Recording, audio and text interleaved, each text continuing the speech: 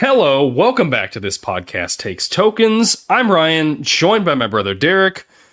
You found the show where we talk about everything that we grew up with, everything that we loved, and we still love to talk about right here. So before we get into the episode, though, we have a segment we like to call our Retro Ramble. We ask each other a question the week before, and then we answer that question today, right now. So, beginning of the episode. Yeah. So, it's getting into spooky season. Mm-hmm. And the question that I asked you last week, or I guess 2 weeks ago, maybe. Last week. Whenever. Last week. 2 weeks ago for us. Last week for everybody else. Yeah. Was playing the home game. What is one thing that you've experienced that you can't explain? And I'll let you go first. I'm going to insist on you going first for this one. This was your question. Really? Okay. Yeah. Okay. So I've always had like kind of weird stuff that's happened to me, but the craziest thing was when I was in high school. I had an unusual job for a high schooler. I did not work at a grocery store. I did not work at a fast food restaurant. I worked at a radio station. I was an evening and weekend DJ, as well as I would run soundboard for football games and stuff like that. This radio station, KD in Clinton, my friend Clayton Radford, actually, I used to work with him there when we were in high school, and lo and behold, he actually owns the place now. So, oh wow, pretty cool, yeah. Anyway, Clayton. Yeah. Yeah, so it is right next to a cemetery, an old cemetery. Like, I think the oldest cemetery in Clinton. Like, if you look out the studio window when you are on the air, you are looking at the cemetery. And weird stuff would always happen there. You'd be by yourself at night. You'd hear the phones ring, and the phones wouldn't be ringing. Like, you'd look, there was nothing there. Like, I remember hearing that. It would sound like there would be people walking through the building, and you were there by yourself. Multiple times I got up because I thought I had heard somebody in the building. There was nobody in there. I'd look all around. I would go and check, and the doors were locked. But the strangest thing that ever happened, I was in there, and I had just gotten, turned the microphone off, started playing a song, and in the lobby, there was an old analog radio from like the 80s.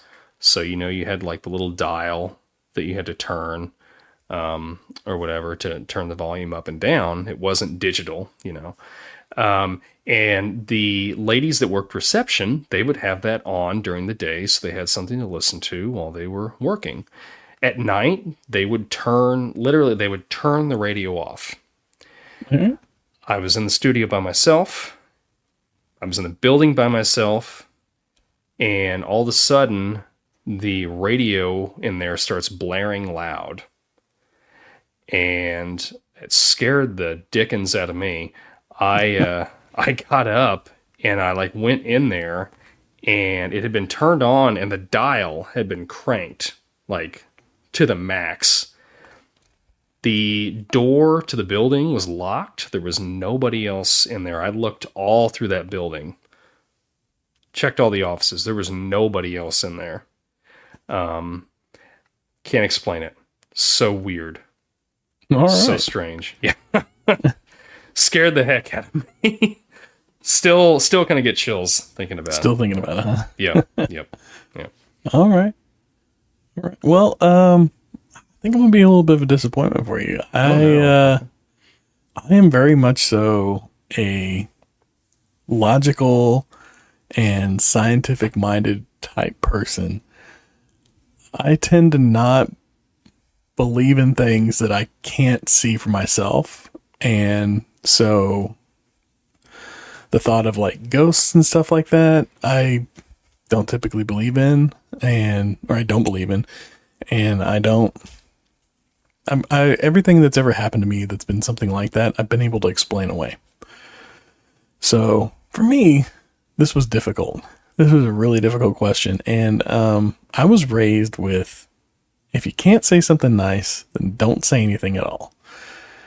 And I just can't come up with anything that isn't like, That's fine. Why can't people figure out a 4-way stop? Yeah. Or why are cats preferred over dogs? I mean, who knows? But like, other than that, like, I don't, there's not like a whole lot. I can't think of anything that isn't just like some mundane, like, why is peanut butter better with chocolate? Like, I can't explain it. It just is. Other than that, I don't got it. I don't have anything. I can't come up with anything. So that's okay. I ask people this, like, once it's kind of I don't want to say an icebreaker question, but like once I get to know somebody a little bit, like if I've worked with somebody for, I've worked with them for like a month or, a couple months or something like that. Once I get to know them, I start asking them because I'm curious. I like to hear other people's stories. I am I feel like I want to believe. I'm kind of X-Filesy. Like I want to believe, like, so that thing that happened to me, scared the crap out of me. I can't explain it, but do I want to take a stretch and say, I know for a fact that was a ghost? I don't know. Like, I don't know. Yeah.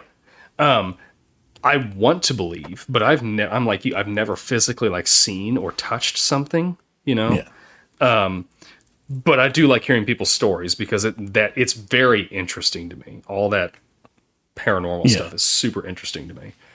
I think I heard something that kind of, I think that defines this pretty well. And a magician said, there are two types of people that come in to see a magic show.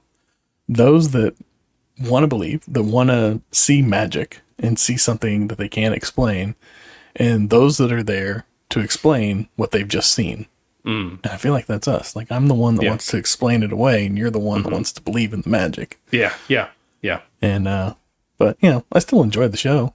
Yeah. Just in my head, I've already either figured it out or know that there's a logical explanation to the magic trick. Yeah. But I do love, like, specifically with magic tricks, I like watching the behind the scenes and how it's done. It's fascinating to me for sure. There was a guy when we were at they've got a thing in here in this town called the Chautauqua, and they have like all these different vendors and stuff at the park. And there was a guy that was walking around that was just doing magic for the kids. And he had like a little handkerchief and he was stuffing it in his hand and then it would go away. And then like our daughter, he was doing it to her. And then he had me hold my arm out and he pulled it out from under my sleeve. And if you really looked at it, you could see like he had a false thumb that he was like stuffing it into. But you really had to pay attention to what he was doing. Like, I watched him do it a couple times before I finally, my wife had said, I think it's a false thumb. And we watched him again and he had, we finally got it. But, when you see that, it's still fun to, see that. But I don't know. I don't really know where I was going with that, but like, I want to believe so bad, just about, something that is beyond us. But I've not physically seen or touched a ghost. Right. I've not seen Bigfoot. You know what I mean? I guess on that note, like, I do believe that there have to be aliens, some sort of life form beyond this world. Sure. What that is, I don't know. I can't explain it, but logically, I guess this kind of falls in both categories. It's both logical to assume that beyond this planet there is other life, and something that I cannot prove or completely understand or explain. So I guess I'm gonna go with that. Go with the aliens. I can't explain it, but I'm pretty sure it's there. I want to believe in aliens too. I hope they're out there. Yeah. So. Prove me wrong. Well, let us know if you've got any spooky tales. There's weird stuff. Anything that's happened to you, throw them in the comments. We'll read them, and I'll respond. I love listening to stuff like that. So anyway. I will thoroughly enjoy them, and I will pick them apart silently. I'm polite. I'm polite. We'll have a whole episode where I'm like, oh my gosh, I'm just so like enthralled with this, and you're like, oh yeah, this is what it was. This is what it was. Somebody had a string over here, and they were pulling it. And that's what. Anyway, we're gonna get into the show right after this. Thanks for joining us, and we'll see you in just a second. All right.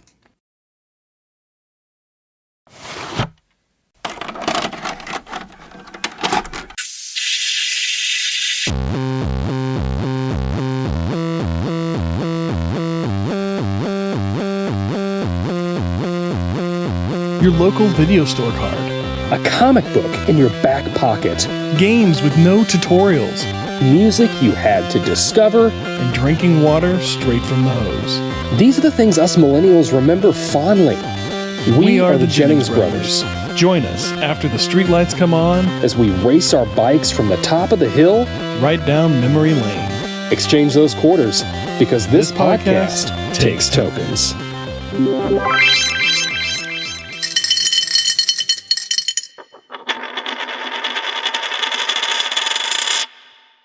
All right, it is, like we said before, or at the beginning of this episode, it is spooky season for 2025. Here. So, what we're going to be talking about today, we're going to be going over our top 6, 3 from each of us, favorite spooky video games that we've played. We've loved video games. I love spooky stuff. I'm not sure how hardcore you are into horror and stuff. See, like that. I think this was a really hard episode for me. This was a really hard because I got to think about it. I was like, I really haven't played a lot of horror games. That's not my genre. It's not my wheelhouse. But I found some. Mm-hmm. But really, you think about 8-bit and 16-bit games. There's not a lot of no scary games. I guess there was the Friday the 13th game, but it's kind of hard to build that suspense and horror in an 18 or an 8 or 16-bit game. Although one of my honorable mentions I will throw out right now because nothing else is an 8 or a 16-bit game was as a child. Well, not a child, but when we were younger and we'd hang out at Aunt Kathy's house, she had a game, and I have it now, called what was it called? Shadowgate. Oh, yeah. That one was always a little spooky. It kind of you're dungeon crawling, and it gave me a little bit of that spooky vibe, but I didn't include it because I didn't really play it too much. Yeah. So, anyways. There was now I can't think of the name of it. There was an NES game that a friend of mine told me about that it was only released in Japan. Now, you can look online and find localized versions of it. But it is a full on gory horror game about this group of it's a TV crew that are going into this house to film capture paranormal activity, and you get locked in this haunted house, and it was for the NES for the Famicom. I looked up some stuff online for it. It looks pretty interesting. The name is escaping me right now. Was it Sweet Home? Maybe. But with with an 8-bit game, how invested can you get into it? How suspenseful can they make it? It's just, the text is really what's going to be, definitely not the visuals. Yeah. Sweet Home is the name of it. Yeah. Right. So, the visuals are 8-bit or whatever, but, it's almost a little like a role-playing game, sort of. Yeah. But anyway, it'd be interesting. I'd be interested to play that and just kind of see, is it spooky or does it hold up? I don't know. But anyway, I agree with you. It's hard. I feel like so I'll tell you right now, my games, I don't think any of them, well, maybe a couple, are, most of them are not 20 years old yet, just because I feel like the games had to, I feel like as technology progressed, then games get a little bit scarier. So anyway, I have one that is. Sure. Really? Okay. More than, okay. Yeah. Well, let's get into it then. You want to do your, I'll let you go first. Let me go first. Okay, hang on. I had to. I'm put you on the spot. Because I forgot to look up one thing. But anyways. So, like I said, I couldn't come up with an 8-bit or 16-bit. But one of the earliest games that I could think of that I played a little bit, Resident Evil, the first one, 1996. Yes. I knew we would both hit this, so I intentionally added a couple others on my list. So let's talk about Resident Evil. That's all I got. That's the That's not the most. That's probably like the oldest one I could come up with. And, if it's PlayStation, the original Resident Evil, god awful controllers. Drive your character like a tank. I went back and I played it again this last week for this, and oh my word, that was such a pain to navigate. And I gotta say, like, I don't think it held up too well, but I'm playing the original, so Yeah. I know there's been remasters, and those may be better. I also played, like, as a caveat here, the only other Resident Evil game I ever played was 5. I think it was 5 on the 360. And that one had, like, your traditional first-person shooter mechanics and everything, and it played a lot better. I enjoyed it. I actually finished that game. Was it 5? Was that the one where they were in Africa? Yes. Or, okay. Yes. Okay. Yeah. I remember that detail. They were in Africa, but I haven't played it since it came out. Like, I got it when it came out because, like, I bought it at the hype. I was like, oh yeah, this game looks excellent. You know, like, like, this is going to relaunch the genre, the series and all, and so on and so forth. And I played it and I was like, yeah, it's pretty fun. I enjoyed it. Yeah. It was good. Like, I finished the game once. I didn't go back and play it again. But yeah, I spent like a weekend and I finished that game. Yeah. It wasn't very long, but it wasn't very long. Yeah. But it was good. Like, I remember enjoying it. Had decent mechanics. I can't tell you anything else about it. But back to Resident Evil 1. Yeah, go ahead. Yeah. So yeah, that one's I don't think it held up well. Just because like, the mechanics of playing it, controlling it was difficult. The voice acting was atrocious. It's awful. So bad. Awful. It's so and like bad. The awkward You were pauses. Almost a Jill sandwich. Yeah. And then there'd be like a pause for like 3 seconds, and then they go or something. Yeah. It was just really bad and repetitive. Like I could tell, like, there were certain points where they were repeating, like they were just playing the same audio clip but at a different point for the same reaction or whatever. Yeah. So I mean, but I get it. You're getting it all on one disc. It's one CD-ROM, so it's like what, 256 megs or something like that. You're trying to cram all this in, and they actually had like that opening minute of cinematic footage, which I'm sure took up a good amount of the disc space. Although it was in black and white, so maybe that helped to save some, maybe a little bit. Maybe, yeah, I'm sure. I don't know, but and then like you got that awful isometric view that you're trying to control everything from, which I understand.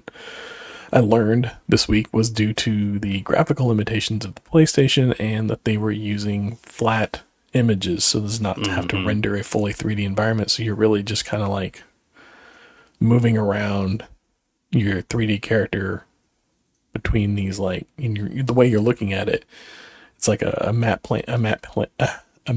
painting where you've got different layers, and then a composite shot rather, and you've got different layers, and whenever you look at it from a certain direction, it looks like a fully 3D environment. But if you were to just like, go off axis by a few degrees, it would completely ruin it. So I get it for that. And then to do it that way and have it look like a 3D environment is impressive, I will admit, for the times especially. But yeah, and then, some of the things that stood out to me was like good. The transition scenes, like whenever you're going from scene to scene, you're opening the door, you're going up the stairs, stuff like that. At the time, very exciting. Felt it kept you in the game, made the loadings not feel as long. Whenever I replayed it on the PlayStation 5, their director's cut version of it. So it went a lot quicker. I don't remember it taking too long whenever I played it the first time. So I think that's due to those little transition scenes that they run. It did have plenty of jump scares. I remember definitely, like, this one kept me on nerve throughout the game. And even playing it this time, I could feel like a little anxiety with it, and it got me at a couple times where I kind of like jumped at something jumping out to me. So that was, it held up for that. And then there's the whole save system of it. I really like their save system that they used with the typewriter, and you have to go find ribbons, so you can only save, like, you're kind of limited on saves. Same thing with like ammo. It's not about just blasting away all the enemies. You have to be methodical and just try and avoid them for the most part. It's kind of like Metal Gear Solid in that respect. You can't kill where it's not about it's not about taking them all out. It's about avoiding detection or avoiding being captured. And that was my mistake whenever I went back to replay it. Is I mowed down every enemy I came across. Cost me a lot of health. Yeah. Ran out of bullets Yeah. pretty quick. Mm-hmm. So, yeah, I don't know. I enjoyed it. I even enjoyed whenever they made the movie with Mila Jovovich. What? Oh, yeah. Early 2000s. Yeah. Mm-hmm. Yeah, I enjoyed that. Although they're on like the 10th one now, and I've not watched any of them since the first one. Yeah, I've only seen the first one. Yeah, yeah. But yeah, how you were going to Yeah. talk about it. Yeah. Yeah, no, man. Yeah, that game, like, I remember going and renting it from the local video store. Because I wanted to play it really bad. And I like, a bunch of my friends have been talking about it. And I went over to one buddy's house and his brother was playing it. I'm like, oh my gosh, this game is like, it's just so, at the time, it was like, oh my gosh, it's so innovative. Like, it's, I've never seen anything like scary like this before, like that had me, on edge when I was playing it. But yeah, now you look back on it and you're like, how are we scared by this? But back then, like, you gotta understand, like, we had just like came from this 2-dimensional environment to these polygons and these, like, everything looked more realistic. And like, I remember that video when you walk into that first hallway and that zombie is like feeding on somebody and looks up and stares at you. And then it cuts to the gameplay and it's like starting to walk towards you and you're just like, oh, what do I do? What do I do? You're trying to get away. Have you ever seen the Japanese version of that? No. So the Japanese version is even gorier. Okay. As he's munching down on the guy, his head falls off and it rolls over and then half of his skull is exposed and it's just bloody mess. Oh my gosh. But they cut that out of the North American release. Surprised me. Yeah. Yeah. It's just a good game. And the franchise just, I feel like it, well, I don't want to say it got better. Like the second one is probably one of the best. Like, I think like looking at it as a whole and like asking the fan base, like, most people think the second one's the best. Third one was really good. Fourth one is phenomenal. They just did a re-release of the fourth one on newer consoles, and it's great. The fifth one, I think, is kind of, was it five? No, fifth one. Okay, you were talking about the fifth one. I remember playing that through with my buddy Dave. We played it through co-op from start to finish, and we did it over a weekend. Oh, yeah. And it was a lot of fun playing co-op on that.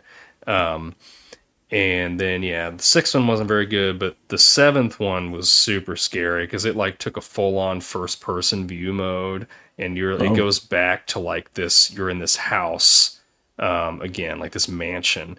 And sounds like Doom. So yeah, and there's like this madman like chasing you in certain spots, and you've like got to run to get away from him. You got to like run to this door that's on the floor and get your key out and unlock it, and like while you're in your inventory, like he's still chasing you, and he's like busting through walls and stuff like that, like Biohazard. So that was the seventh one. That's probably the scariest game I've ever played. But and then 8 was Resident Evil Village. That one was my favorite, and it's a lot, like, it's in Europe, and it's again a first person perspective, and it's like a lot of gothic stuff. So you get like vampires and werewolves and just stuff like that. But I remember the first one they had a GameCube remake of that. That was really good. I remember having that on GameCube. I have it now, like, digitally on my PlayStation, but the Resident Evil franchise is, it's just one of those things. It's just a staple of like horror games. And, that's why I put it at the top. Yeah. That's where it goes. Yeah, they just, and this one, I thought they did a really good job with the world building. In the beginning, you got that like B movie. I mean, they roll it with at the beginning is the bad acting and everything, sure. But they're building a world, like the Raccoon City, like that kind of sticks with you. Umbrella, like all that kind of stuff. Like, it's a good world they built, I thought. And there were some things they did that were, while the sound effects were a bit obnoxious, like whenever you're walking and it's just like clomp, clomp, clomp, clomp. Yeah.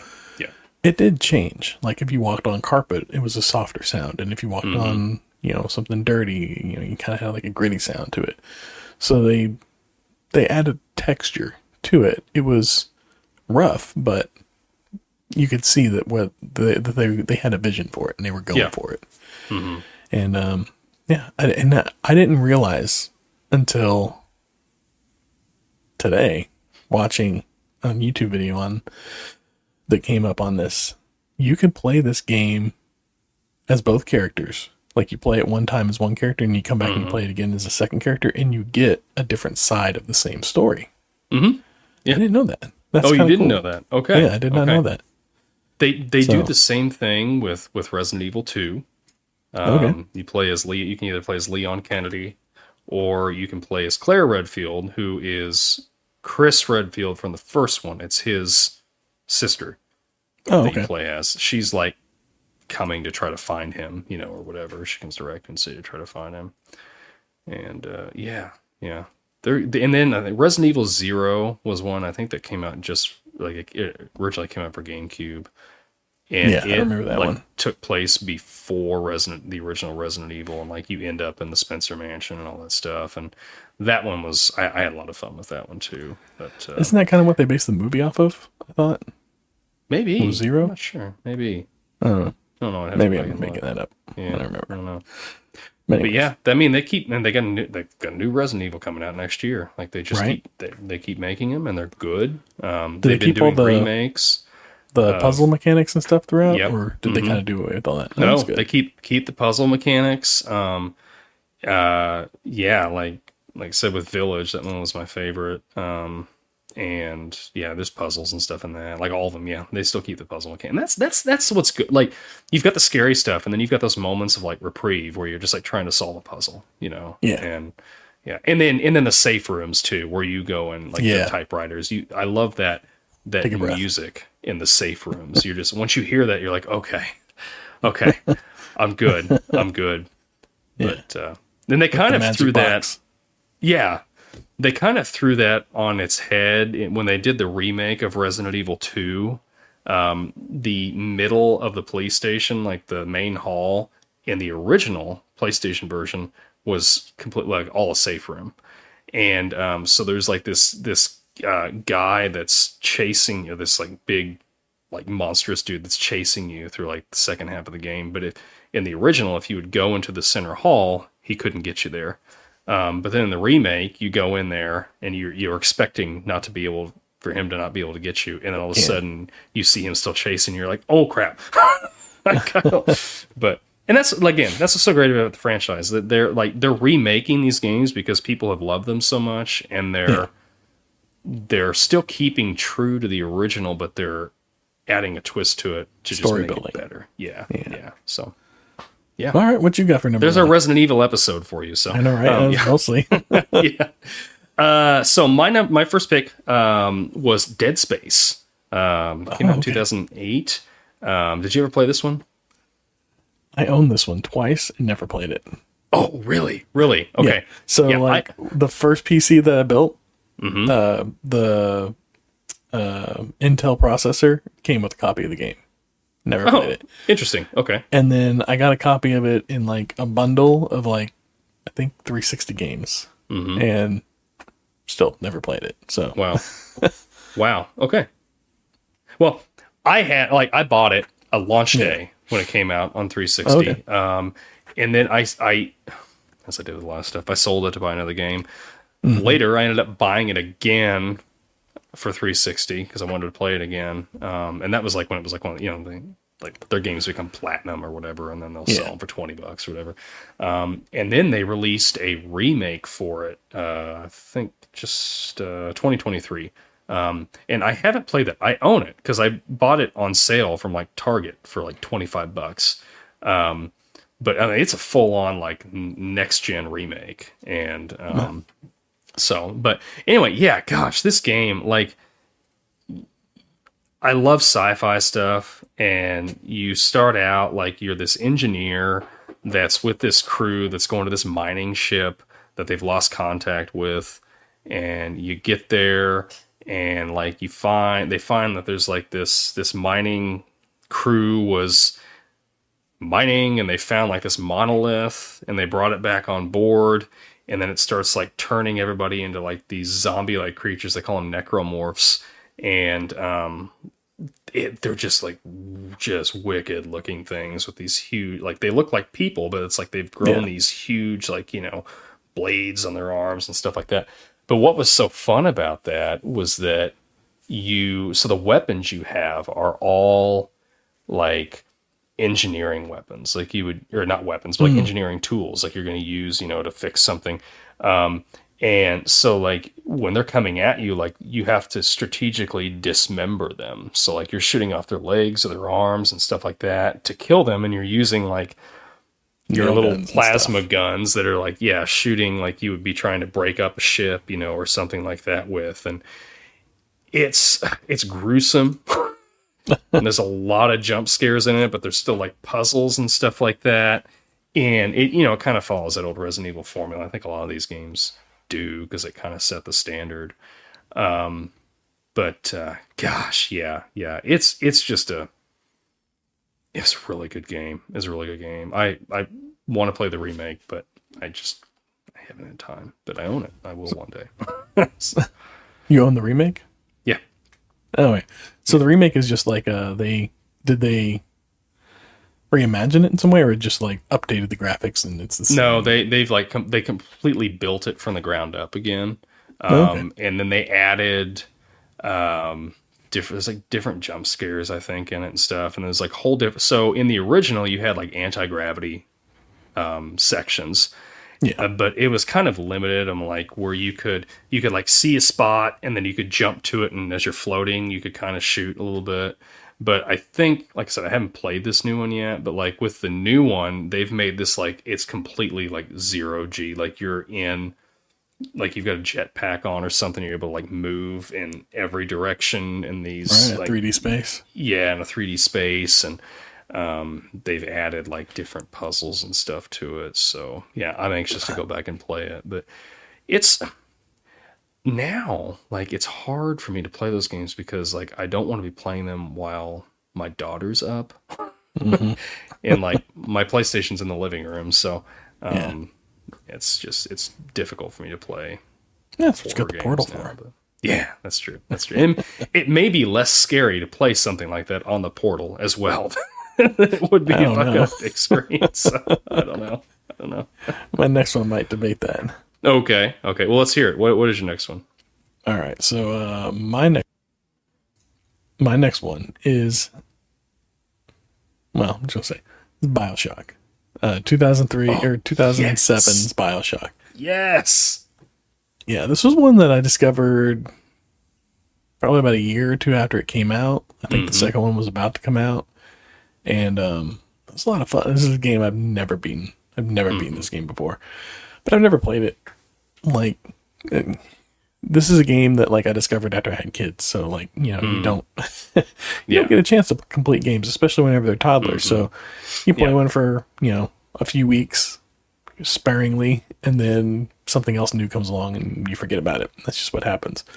But I really love that like Art Deco aesthetic that they had in this. The whole like underground city thing was really cool, I thought.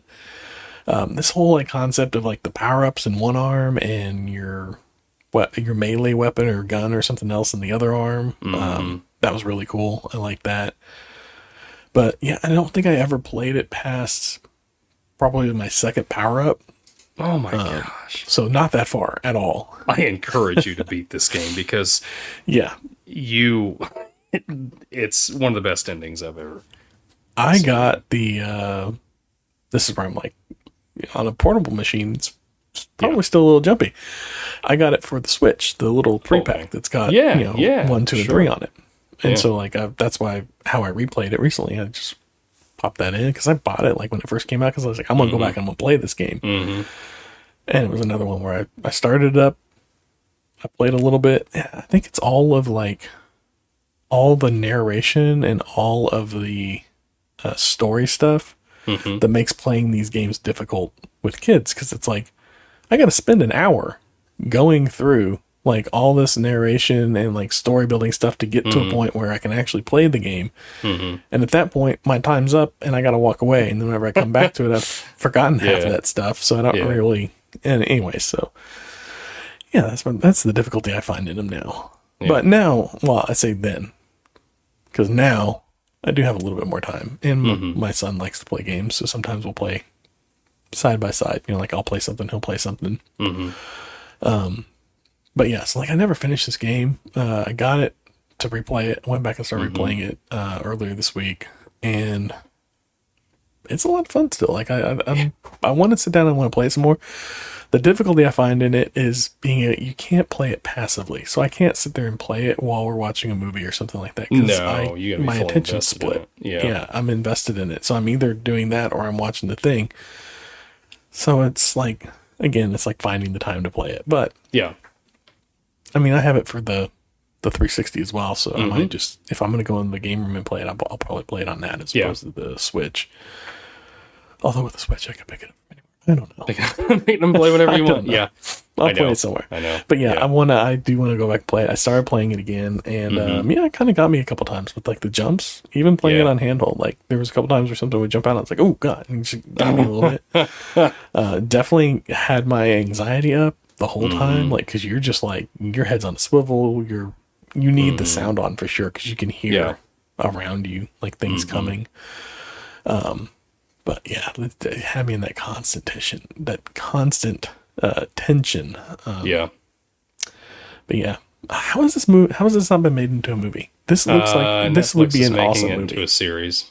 Are they good? Yeah. I want to see this as a movie. Yeah. Series would be good too. Yeah, series would be. I think with video games, like a series is really the way to go because like you look at like The Last of Us and Fallout. You know, Fallout. Because those games, a lot of these games are just so big now. Like with Mario, it's a generic story. The new Mario movie is phenomenal. I loved it very much. I'm not like knocking. Yeah, I'm not knocking that. But like with Mario, I think Mario fits to a good animated thing. That's where that's the perfect spot for it. Animation. And it's super easy. Just like we can make a story as long or as short as we want with it because you're jumping on guys and you know what I mean. But yeah, with like stuff like The Last of Us or with BioShock, like the story is so expansive. You know, it takes you literally like tens of hours to beat these games. Like you can't. It's trying to condense that into. It's like a book or like a book. When they try to make them, trying to condense that into like an hour and a half or 2 hours. It's like there's a lot. So do a series. Yeah, that's and I'm anxious for it. Series, but it's in the work. Yeah. Yeah, if they make it look like if they do with it what they did with Fallout, that'll be awesome for sure. I will enjoy that 100%. Like, them Big Daddies, little sisters. Yeah, that was scary. Those were scary in the game for sure. They are. They are. Yeah, and they're scarier to me than those mad people that are running around in the game with masks on. Yeah.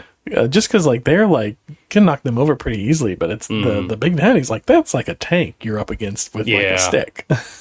But when you take one down, you feel just like a god. You're just like, oh yes, I took this thing down.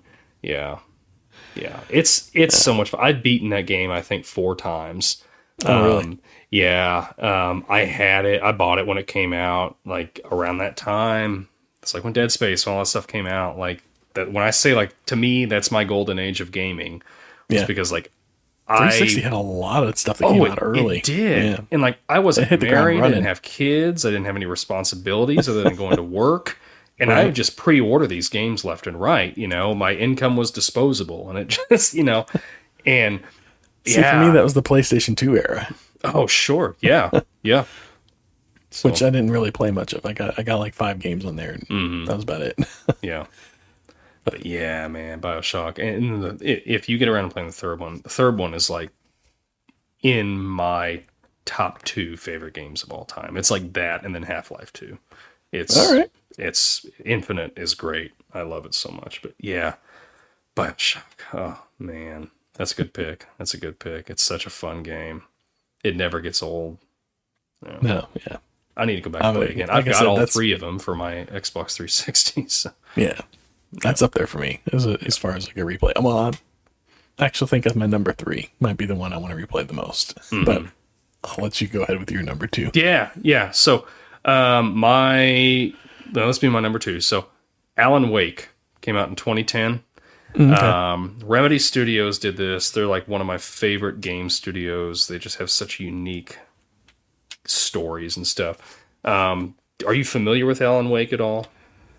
A little bit. I'll be honest. Like, I didn't know much about it, and then I started researching for this episode. Like, brainstorming, looking up like lists of like people's top 10, top 20, horror games or whatever. So looking for anything that I played that like would jog a memory. And this one came up, and I thought I didn't know.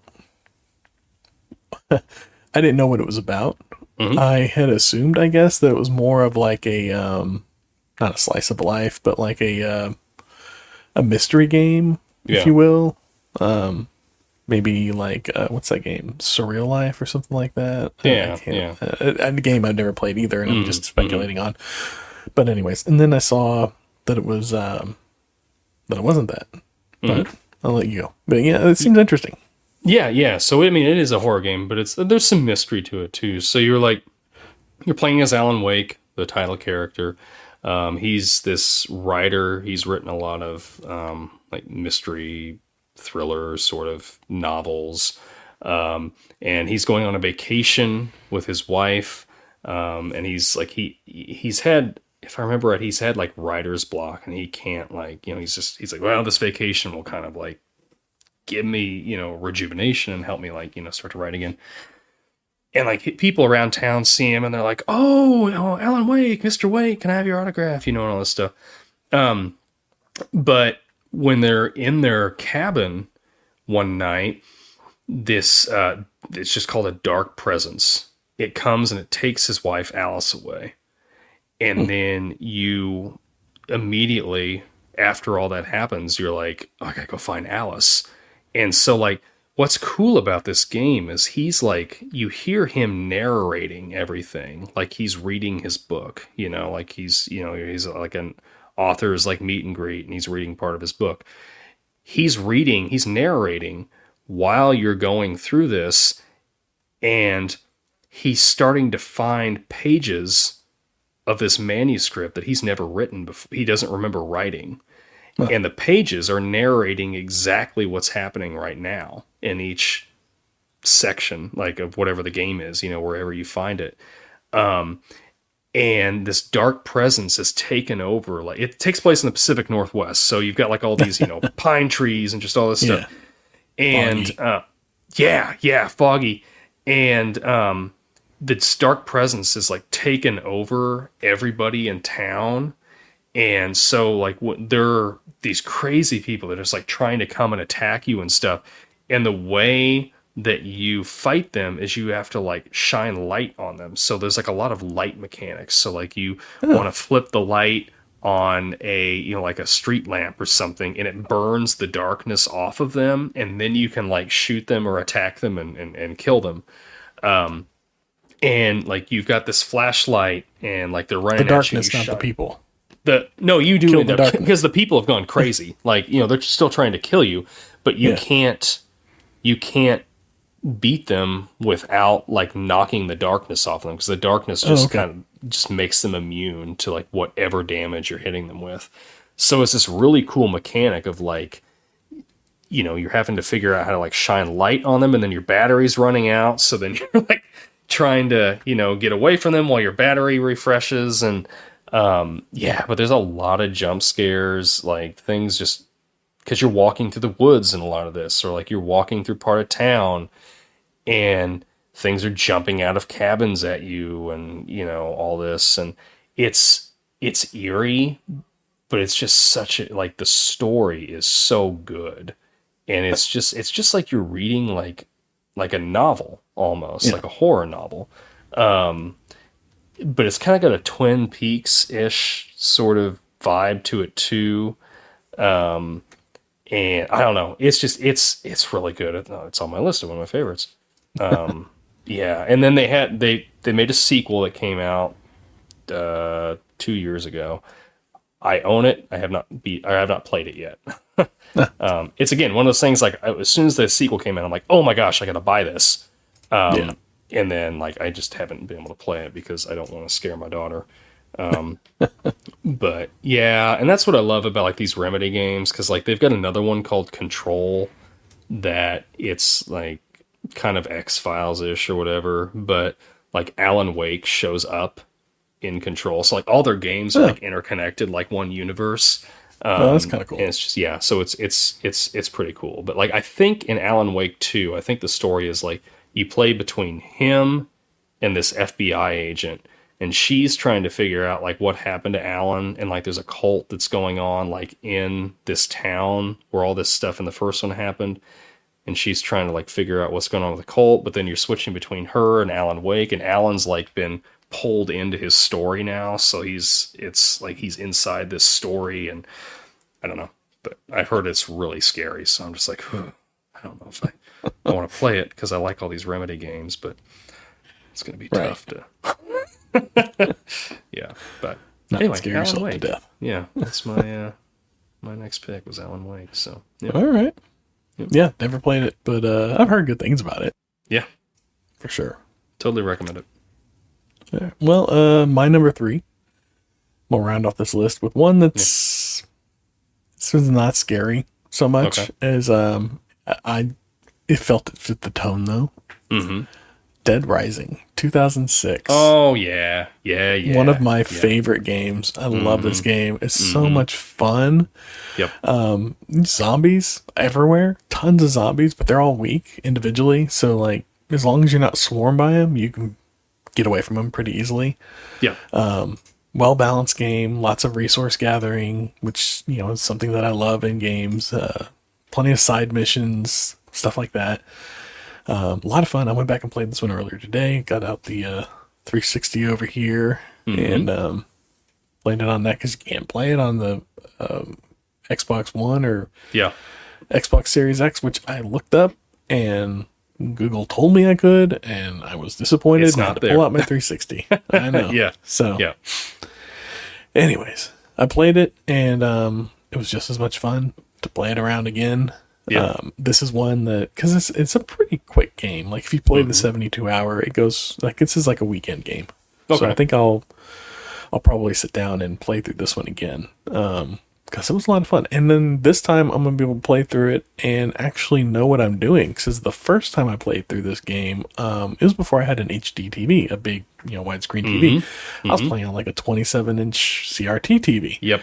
Yep. And they had Similar those little experience. text things that come up on the bottom. I couldn't read it at Nope. all. Like it was so No. tiny. I don't know why they did that. And there was no audio to go with it. They had voice cast for everything else, but for whatever reason, those things, no audio with it. I Yep. could not read them. So I missed so much of the game from that. So I'm looking forward to going back and playing it in a true HD, environment and getting to do all the different things. I understand there's multiple endings to this one. I think I'm going to set it up and do the ending where you just get off the helicopter and hang out on the roof for 72 hours and then get right back on Yeah. and just see how that goes. See what Yeah. I get off of that. Yeah. But Yeah. I think there's like A, B, C, D, E, F. There are like 6 or 7 endings to this game that you can unlock. I didn't I've realize there heard. was that many endings. Yeah. So yeah, I like it. There's so many different ways to play it because there's so many different endings. Like you can choose to chase down and save everybody. You can choose to just play certain missions. You can choose to just kind of like run around and explore everything. As long as you Yeah. get back to the helicopter in 72 hours, you beat the game. Like that's Yeah. all that matters in the end. And yeah, it was a lot of fun. I enjoyed it.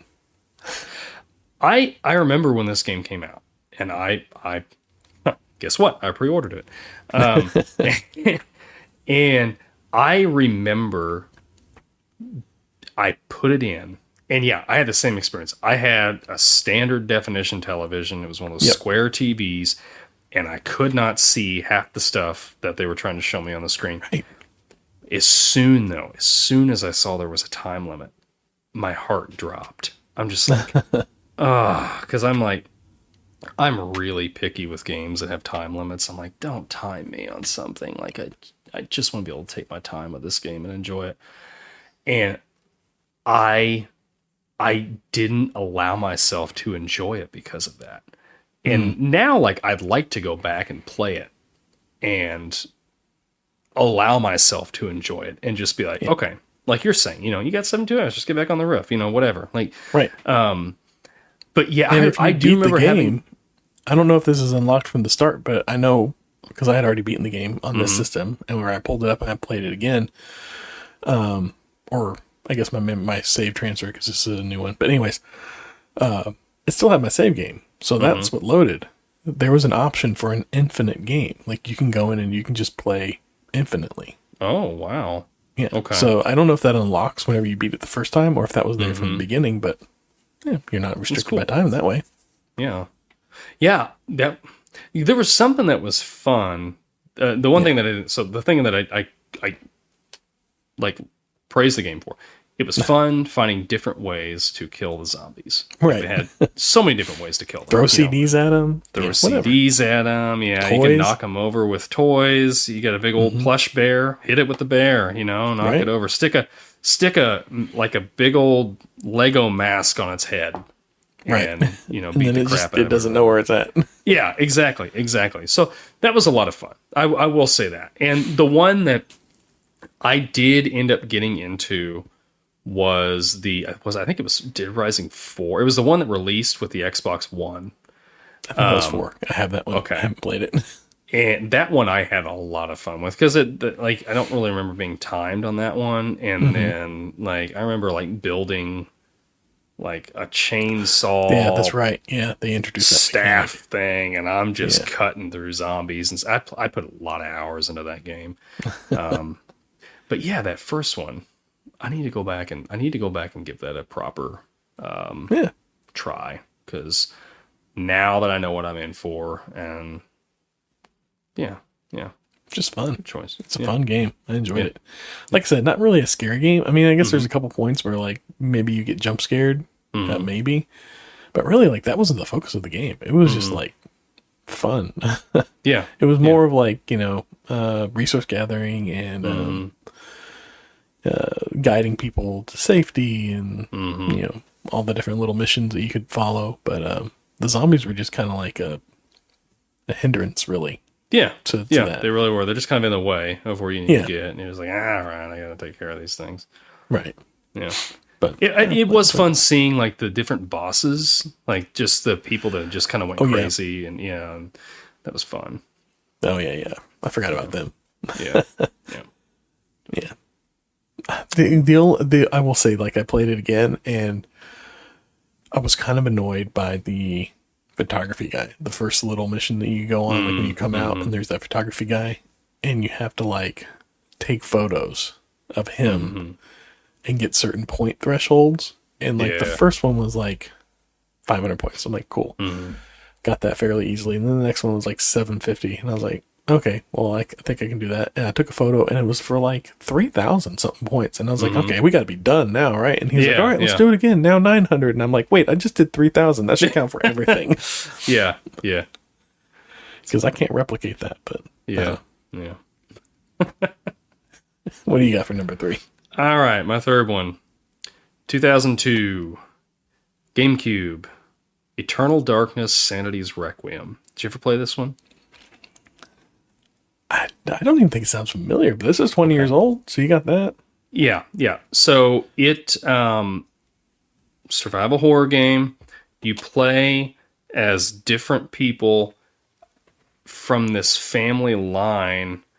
I'm trying to remember exactly what the whole plot was with it, but what I remember is you played as different people throughout time, and you're fighting this darkness.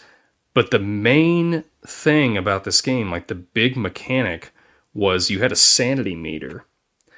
And as you fought enemies, or as they hurt you, your sanity meter would get smaller. And when it started getting smaller, weird things would start happening. Sometimes you would see, it would look like the volume on your TV was going down by itself. Oh, really? And it was your volume would be gone, or the picture would cut out. And you're like, what the heck? Or your character would just die out of nowhere. And then it would come back and be like, not really.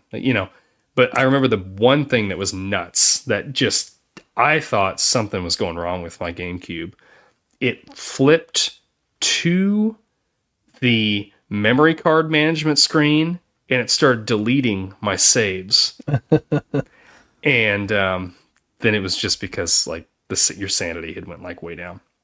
But yeah, this is a very sought after game now. I sold it for like $70 when I like years ago, which was a high price back then. Now, like I've looked for this online, people want like $200 for this game now. Yeah, like it is.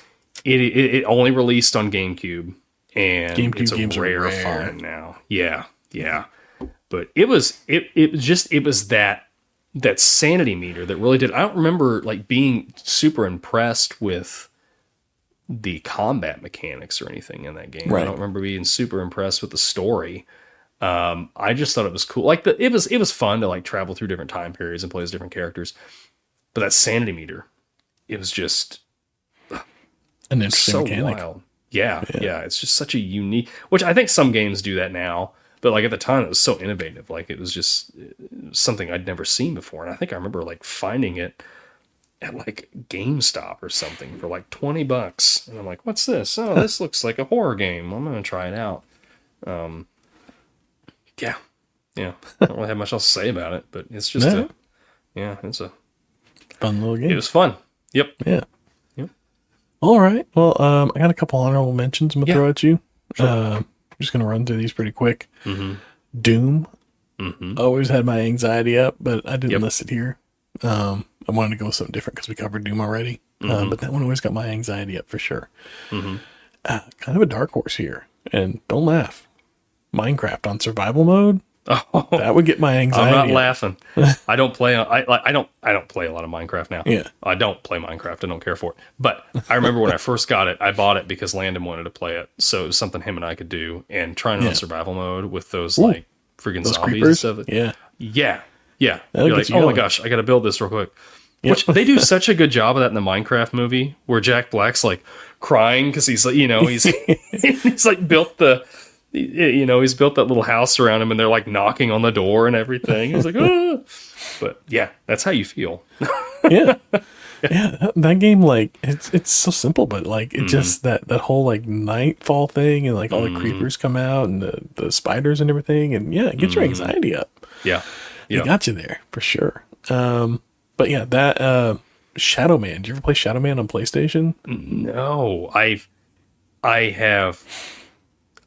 seen like screenshots and stuff, but I've never actually played it. Yeah. Yeah, so I had that one because that was one that I played a little bit back in the day. And I remember being kind of like, it's like voodoo-y, spooky, like kind of game. I couldn't remember the exact plot. I still can't I went back and I played it a little bit.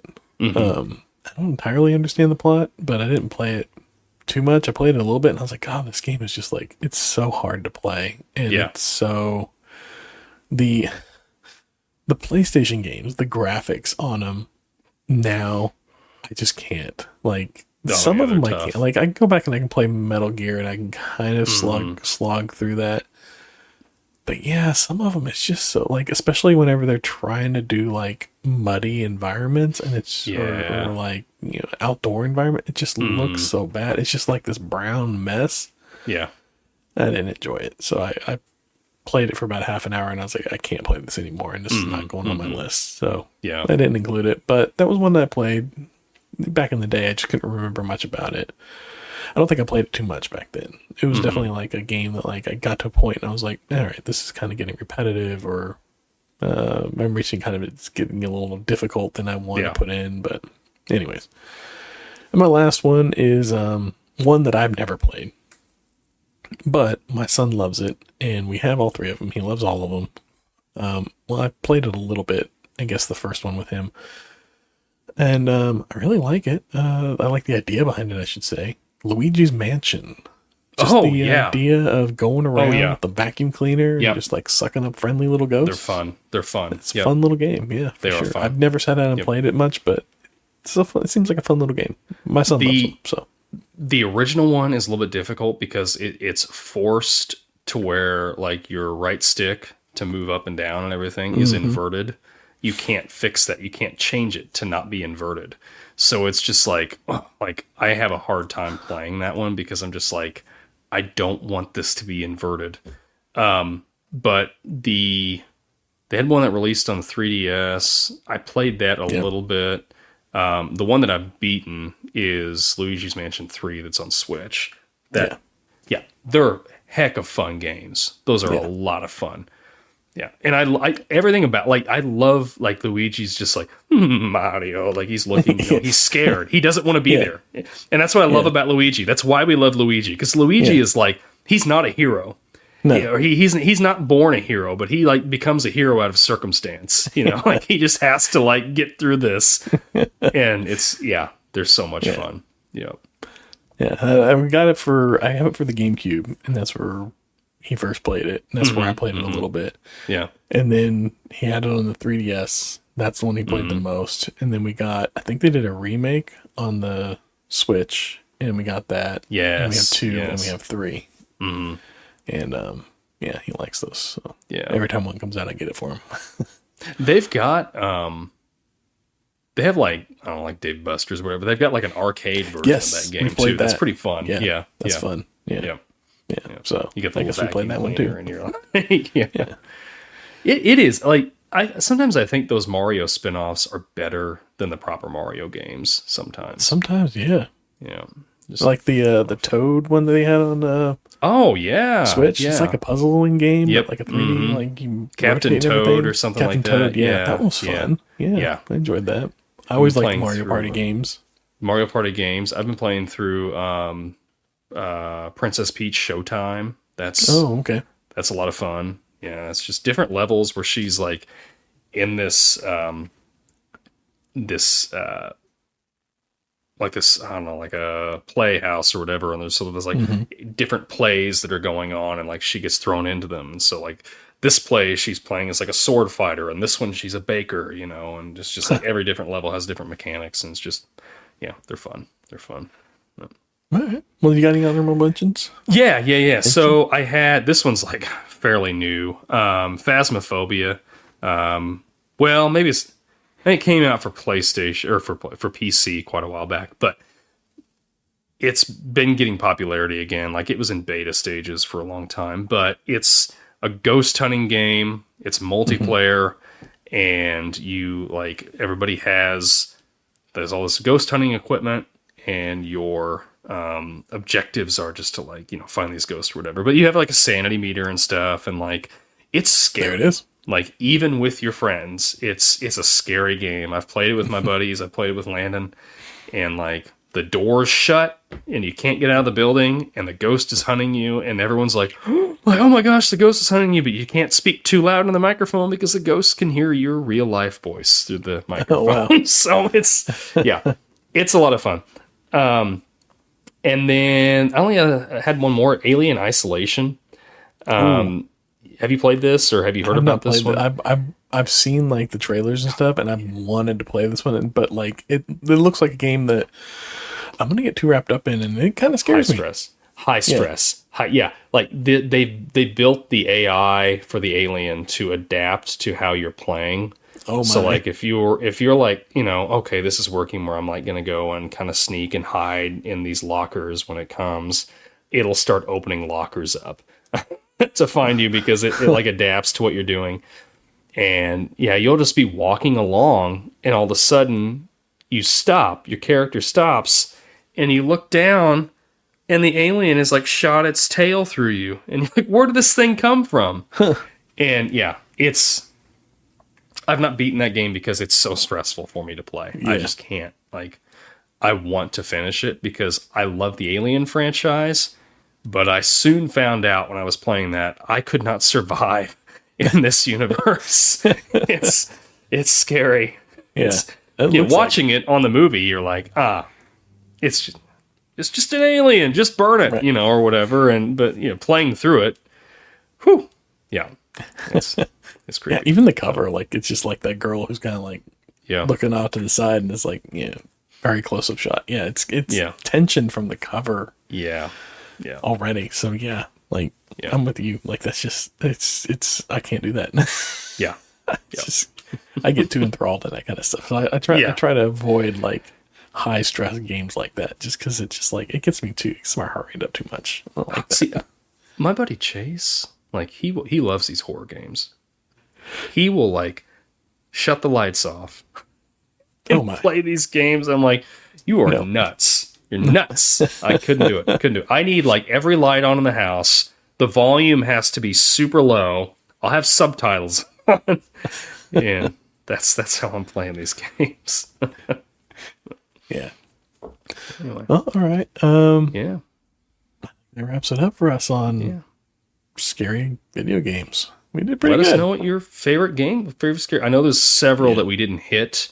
Not because we didn't like them, but because maybe they either didn't make our list or we just haven't. Like Silent Hill is an example. There's one know I a lot didn't hit because I don't like it. Okay, okay. What is it? Now I'm curious. Oh, I'm not hitting it. I'm not hitting it. Okay, fair enough. But you can guess if you want in the comments. Yeah, yes in the comments. I don't know, but yeah. Like I said, Silent Hill games. I know those are super popular. Somebody might be like, "Why aren't you like say anything about I've never them?" played one. I've never played any of them. Yeah, So never played it. shocker. But anyway, yeah. Yeah. I Got any did stale not- popcorn? Yes, we do have some. Or I've got some stale popcorn for you. Yeah, give me So some stale popcorn. I got some too. I've recently gotten back into like reading real books. Ah, Right? it's fun. There's something about reading a paper book, Yes. right? Like, Yeah, I've been reading like the past year. I've just kind of been on this journey of just like reading. And I was telling it to a friend of mine a couple weeks ago, and he was like, "Oh yeah, I like reading too. Like you got to get like," he was recommending a book, and he was like, "But you got to get the audio version of it because like the acting and everything like it." I was like, "That sounds cool, but like I like the paperback. I like to have the Yeah. physical book. Like it's just something about it." So like, I got the physical book for it, and I'll read it. It's like I got another book in front of it. But then I'm going to read it, and then whenever I get done reading it, my plan is to listen to the audio version of it while I'm looking. okay. So I get That's a good to idea. like recap Yeah. it. Because I have high hopes for this one, but I'll let you before I tell you what it was. Oh no, yeah. I mean, I've just like I said, I've just gotten back in. Like I've always been a reader, but it's kind of ebbed and flowed how often Yeah. I've wanted to read. But for the longest time, I was reading just digitally. But yeah, I don't know. I just started reading. A friend of mine, he's written a couple books, and so like I went and bought a couple books off him, and I started reading those. And yeah, and then when I was in Oregon last week, we went by Powell Books, which is a huge bookstore there, like 4 stories tall. It's massive. And I bought some books there, and it's just something about just I've forgotten the magic Yeah. of just having, a physical book in your hand. I feel like you just pay more attention to it. Yes. And yeah, so anyway, yeah, I got this one called The Creative Act, A Way of Being. And it's just Rick Rubin's. Yeah, have you heard about this? I've Yeah, read that one. Yes, that's you have. I read it and I listened to the audiobook. You got to listen to the audiobook afterwards because he narrates it, and it's like he's got a very calming voice. Yeah, and yeah. it's a quick one. I think it was like 5 or 6 hours audiobook version. But yeah, after you read it, definitely check out the audio version.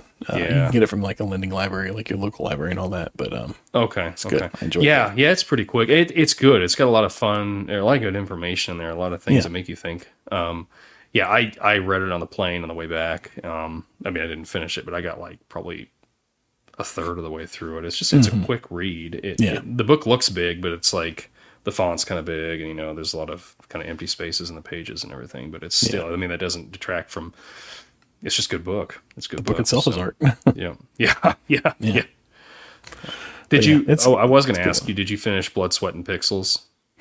No, I have that. No. That's okay. That's one that I haven't gotten to yet. I've been like, it's there, but like, I'm always like, then whatever just kind of speaks to me next. Whenever I finish the last one, that's what I go to next, and it just hasn't. I haven't been in the mood for it, I should say, because I did Kenan Thompson's autobiography last, and then I'm doing Dave Grohl's Storytellers. Oh, that's which is, right. Yeah. If Nirvana fan, I would say check that one out too, because he tells his story of getting into Nirvana, like how he starts, like where he comes from, how he got into Nirvana, a little bit about that time, and then like starting Foo Fighters and so on. And that's about where I'm at now. And it is they've just they're working on like it's like the late '90s, and they're working on the next Foo Fighters album. Yeah. And yeah, it's really good. Like Yeah. I enjoyed it. Like I said, it's good to kind of you get a deeper understanding of him and of the band Nirvana, and kind of like we had talked about it before, and like if things hadn't gone the way they did with Cobain, like where would they be? Would they still be together? And then I thought, oh yeah, for sure they'd probably still be together. They'd put out a few more albums, but after reading this, I'm like, oh, maybe not. Like it may have gone completely differently. Who knows? But it kind of gave me a new appreciation for that, for sure. Yeah. Not like he speaks disparagingly or anything like that, but Right. it's just, there's a little more insight there that I didn't know about, which was kind of Interesting. cool. But yeah, I like you said, going to the bookstore there. I like, we were in New York, and I like hitting like the smaller bookstores and looking for ones that like I don't see anywhere else. And when we were in New York, I found one called Play Rewind that was really good, that I enjoyed. Okay. Yeah. Read through it, and it's like about this guy in like I think it was like the early 2000s. It was 99 or 2000, somewhere in there.